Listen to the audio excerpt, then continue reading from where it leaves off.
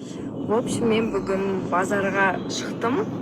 Әшейінде сағат 8-9-да тұрмайтын. Бүгін ертерек тұрып базарға шығып кеше сторис салған жоқпын, бірақ кеше Меганы араладым, торговый центрларда жүрдім. Бір күн торговый центр, бір күні базарда жүретін болдық қой қазір. Мен базарға барып анамнан зат алайын. Көп әйелдер сондай ма? Мен ғана сондаймын ба? Бір жаққа барсақ, басқа бір нәрсе алам деп барамыз да, бірақ көзіміз басқа бір затқа түсіп, басқа киім алып кетеміз ғой. Сосын енді базарға да бара жатырмын, қазір ойлап отырмын, сосын басқа нәрсе алып кетпейді, тек қана алам деген затты алу керек депші. Солай, короче, без макияжа, без ничего шығып бара жатырмын. Еще ол дальше тренировка бар. Үлгеру керек болып тұр ғой екеуіне де. Солай, қалайсыздар өздеріңіз? Соны жазып кетсеңіздерші, бүкіл әйелдер сондай ма негізі жалпы? Сіздерде де солай басқа зат алып жүрсіздер ма? Мен енді базар араламайтындай болып жатырмын. Потому что бір затты іздеп жүргеніме 1-2 сағат болды. Шаршап қалдым кәдімгі. Оказывается, базар аралағанда энергияны алып қояды екен кәдімгі.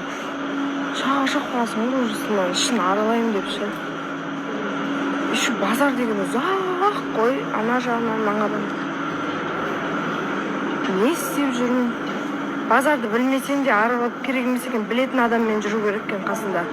Біліп бәрін аралап жүретін. Сондай көреді. Сол үшін базарға келетін болсаңыздар, білетін адаммен келіңіздер. Басқа аяқтарыңызды шашатып, солайынан жүріп қаласыздар.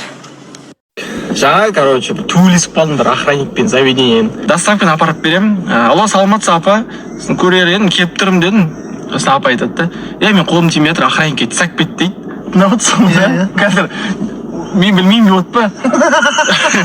Охрана обратно апа алып кетеді десем, блогер емес па, жағдайың түсіп кетті ғой дейші. Басым кетіп қалды. Жүрші нахуй деймін ма? Не болды? Айтамын, жүрші басын істейміз нахуй. Мен анаған басым кетіп қалды да, маған әңгіме айтпай қалды. Жоқ, андай көрерлерді адам болмай тұр да, шеше. Типа жағдайың түсіп кетті ғой дейді, нахуй.